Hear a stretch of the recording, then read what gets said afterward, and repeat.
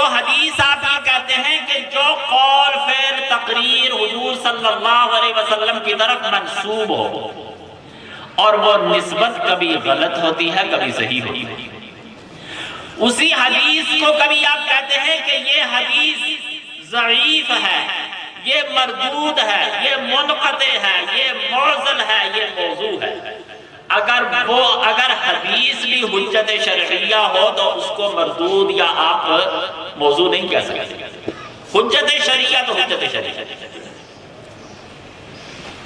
جس کا مطلب یہ ہے کہ حدیث پر بحث کی جا سکتی ہے کہ یہ کس درجے کی ہے،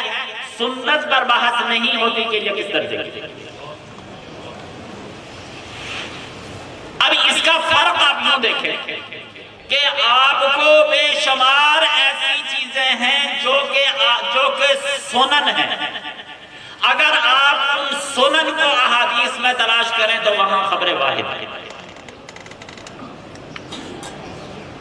یعنی ایسی مثال کے طور پر اگر آپ وضو کی روایتیں اکٹھی کریں اور پیچھے چلتے چلے جائیں کہ کتنے صحابہ نے وضو کر کے یہ بتایا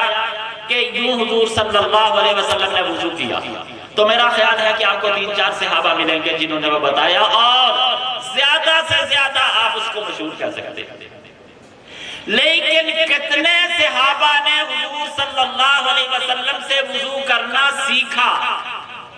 اور آگے ان کے کتنے لاکھ اور کتنے کروڑ اور کتنے ارب مسلمانوں نے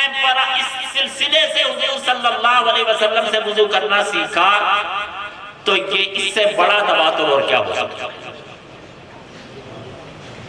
یہ ہے وہ تواتر عملی جس کے نتیجے میں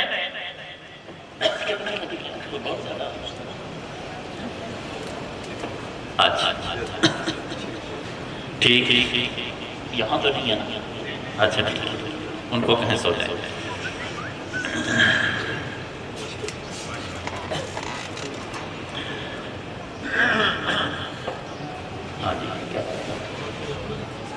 تواتر عملی مثال کے طور پر یہ آپ لوگوں کو بتاتے ہیں کہ مسجد میں داخل ہوں تو کون سا پاؤں اندر رکھیں، باہر نکلے تو کون سا رکھیں، بیت الخلاء میں جائیں تو یہ کریں۔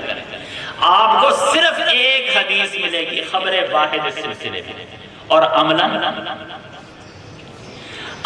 یہ سب چیزیں متواتر ہیں، چھوٹی سے چھوٹی چیزیں بھی آپ کو عملاً متواتر ملیں گی۔ رسول اللہ صلی اللہ علیہ وسلم سارا دین ہمیں تواتر عملی کے طور پر دے کر گئے، اور یہی ہے وہ سنت جس سے ہم استدلال کرتے ہیں۔ کوئی شخص اگر یہ کہتا ہے کہ 10 20 اور 15 اور 18 اور 19 سنتیں تھیں تو وہ در حقیقت سنت کے مفہوم سے ہی نابلد ہے۔ رسول اللہ صلی اللہ علیہ وسلم سارا دین ہمیں دے کر گئے، ہوا یہ حجیت سنت کی بات آپ کو میں بتاؤں کہ کہاں سے ہے، کچھ ہمارے اساتذہ نے بھی یہ بات کر لی، لیکن ہوا یہ کہ جو لوگ سنت سے الرجک تھے، سنت سے جو لوگ الرجک تھے، انہوں نے مختلف احادیث پر تنقید کی، اور احادیث پر تنقید کرنے سے ان کی نیت یہ تھی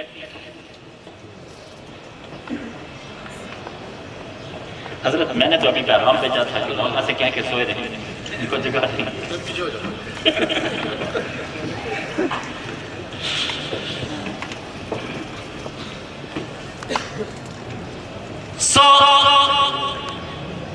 حضور صلی اللہ علیہ وسلم سارا دین عملاً اس سوسائٹی کو دے کر گیا، اور وہ سنت ہے، اور ہزار سنتیں ہیں کہ جو رسول اللہ صلی اللہ علیہ وسلم سے ثابت ہے۔ میں یہ کہہ رہا تھا کہ یہ حجیت حدیث کا ایک نیا چیپٹر ہمارے ہاں پچھلے دنوں آ گیا، اس کو بہت زیادہ عرصہ نہیں ہوا، اور اس کی وجہ یہ ہوئی کہ کچھ لوگوں نے سنت سے جان چھڑانے کے لیے احادیث پر تنقید کی، اور جب احادیث پر تنقید کی تو چونکہ ہم لوگ اصل میں پیشہ ور مناظر ہیں، ایک دم ہم مناظرے پر اتر آتے ہیں، لہذا یہ جانے بغیر کہ ہمارے ہاں جو روایت علمی ہے وہ حجیت سنت کی ہے، اسے چھوڑ کر اسے نظر انداز کر کے ہم حجیت حدیث کے نقطہ نظر پر آگے اور اس پر کتابیں لکھنا شروع کر دی. ورنہ واقعہ یہ ہے کہ حجیت حدیث کی جب آپ بات کریں گے تو آپ خبر واحد میں پھنس جائیں گے، لیکن جب آپ حجیت سنت کی بات کریں گے تو آپ کو ہزارہ سنن متواتر ملیں گی کہ جو جب آپ یہاں ایک کام کرتے ہیں، ایک کام اپنے گھر میں اور اپنی مسجد میں بیٹھ کے کرتے ہیں، تو آپ قطعیت سے کہہ سکتے ہیں کہ میرے حبیب رسول اللہ صلی اللہ علیہ وسلم نے بعینی ہی یہ کام اسی طرح کیا، اور لاکھوں اور کروڑوں لوگوں کے ذریعے سے مجھ تک یہ پہنچا، اس میں کوئی اشتباہ نہیں. سو یہ ہے در حقیقت حجیت سنت. اور اسی لیے سنت کے بارے میں یہ اصول ہے کہ سنت قطعی الثبوت اور قطعی الدلالت ہوتی ہے. البتہ ایک اور چیز جس کا میں ذکر کرنا چاہتا ہوں اس سلسلے میں وہ یہ کہ بسا اوقات ہمیں ایک کام میں مختلف سنن ملتی ہیں. یہ الگ بات ہے کہ سنت حدیث سے بھی ثابت ہو جاتی ہے. حدیث اگر درست ہے تو اس سے سنت ثابت ہو جاتی ہے. سنت کے ثابت ہونے کے مختلف طریقے ہیں، اس نے ایک حدیث بھی ہے. اس حوالے سے حدیث کی اہمیت ہے، لیکن حدیث پر جیسا کہ میں نے آپ کو بتایا کہ اس پر تنقید بھی ہوتی ہے. سنت پر یہ تنقید نہیں ہو سکتی کہ یہ موضوع ہے یا یہ ضعیف ہے یا یہ منقطع ہے یا مردود ہے یا بڑا ہے. البتہ یہ ہے کہ سنن متعدد ہو جاتی ہیں. ایک کام حضور صلی اللہ علیہ وسلم نے ایک سے زیادہ طریقوں سے کیا ہوا، وہ طریقے ہمیں معلوم ہونے چاہیے، اور اس کے لیے سب سے عمدہ کتاب جو ہمارے درس نظامی میں ہے وہ ترمذی شریف، جو لکھنے کا مقصد یہی ہے امام ترمذی کا کہ وہ ہمیں یہ بتائیں کہ ایک کام میں آپ کی کتنی سنتیں ہیں اور آگے ان کا تواتر عملی کیا کیا. اس میں وہ یہ بتاتے ہیں کہ یہ کام حضور صلی اللہ علیہ وسلم نے فلاں طریقے سے کیا، اس میں فلاں فلاں صحابہ کی روایات ہیں، وفی الباب عن فلاں و فلاں و فلاں وبہی اخذ اصحاب مالک و شافعی و فلاں اور علماء کوفہ فقہاء کوفہ. غرض کہ وہ یہ بتاتے ہیں کہ یہ تواتر عملی آگے کیسے چلا، اور ایک ایک کام میں سنن کا تعدد کیا کیا ہے، ایک سے زیادہ سنتیں کیا کیا. چونکہ یہ کتاب درس نظامی میں حدیث کی تمام کتابوں میں اول درجے کی کتاب اور ان مقاصد کو پورا کرنے میں اول درجے میں ہے جو کہ مطالعہ حدیث میں ہے. اسی لیے بر صغیر میں جب حدیث کی تدریس تعلیم کا کام شروع ہوا تو سب سے زیادہ ترمذی شریف پر توجہ دی گئی. مولانا رشید احمد گنگوہی ترمذی پڑھایا کرتے تھے. حضرت شیخ الہند کی تقریر ترمذی چھپی ہوئی ہے. مولانا حسین احمد مدنی کی تقریر ترمذی کے امانی میرے پاس میرے والد مرحوم کے ہاتھ کے لکھے ہوئے موجود ہیں. اور شاہ صاحب کا چونکہ ان کا حافظہ بہت زبردست تھا اور ابن حجر کے مقابلے کے تھے، وہ اس لیے انہوں نے بخاری کی طرف ان کا رخ ہو گیا اور بعد میں ہم ادھر آ گئے. ورنہ آج بھی میں سمجھتا ہوں کہ اصل الاصول جو چیز ہے، جو کہ اس لیے کہ سنت تو ایک ایسی چیز ہے جس سے معاشرہ چلتا ہے. معاشرے کو چلانے کے لیے اگر آپ کو ضرورت ہے اس لٹریچر کی تو اس کے لیے سنن ترمذی کا درجہ پہلا درجہ ہے. اس لیے میرے خیال میں اس کو زیادہ اہمیت دی جانی چاہیے اور مولانا زاہد الراشدی کو بطور خاص سنن ترمذی پڑھانی چاہیے.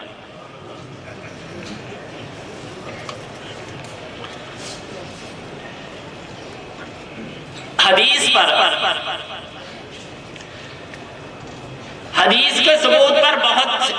شروع سے بہت عرصے سے اس پر اعتراضات. شروع میں تو یہ ہوا، آپ جانتے ہیں کہ امام بخاری نے جو اتنی زبردست کتاب تعریف کی اس کے پیچھے یہ تھا کہ بے شمار حدیثیں لوگوں نے ادھر ادھر سے شامل کر کے مختلف اقوال اور اچھی باتیں جو کسی کو اچھی لگی وہ حدیث کے نام پر آگے چلا. اور اس وجہ سے انہوں نے سوچا کہ ساری مکھیاں اڑا دی جائیں اور پیچھے خالص علم رہ جائے۔ اور چونکہ اس زمانے میں جو اعتراض سامنے آیا وہ یہ تھا کہ وہ لوگ جو حدیث بیان کرتے ہیں وہ سارے کے سارے قابل اعتماد نہیں ہیں،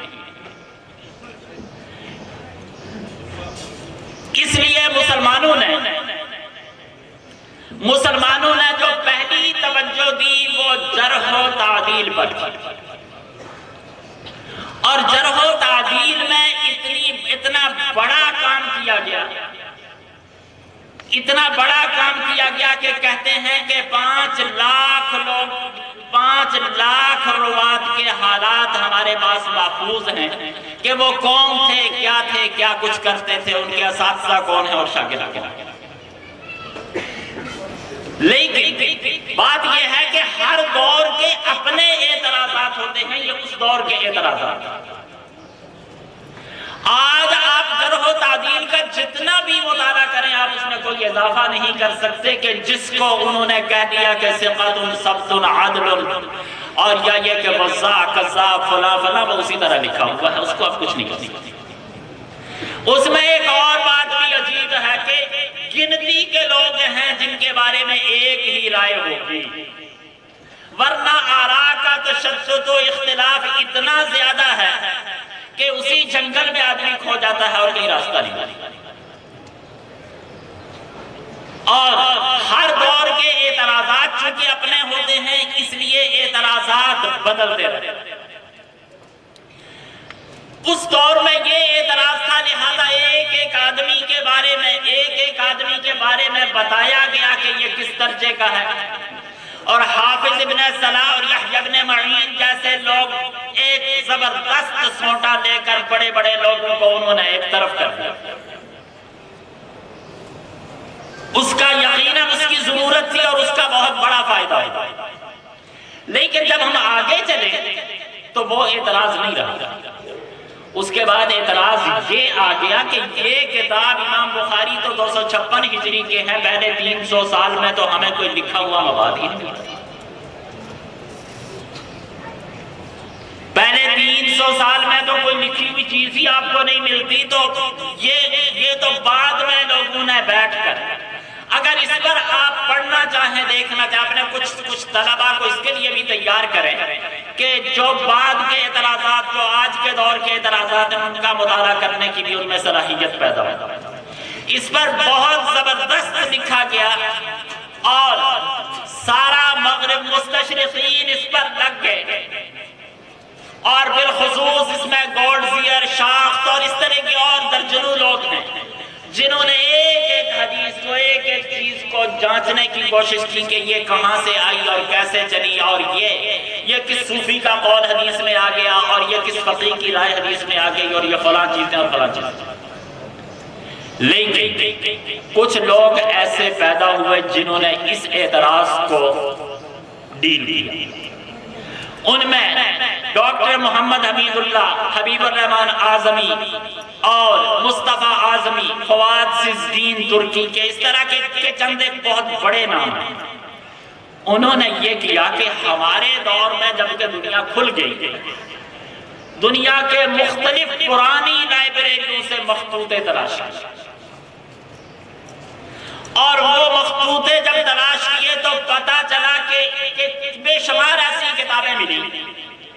کہ جو بخاری اور صحیح ستہ سے پہلے کی لکھی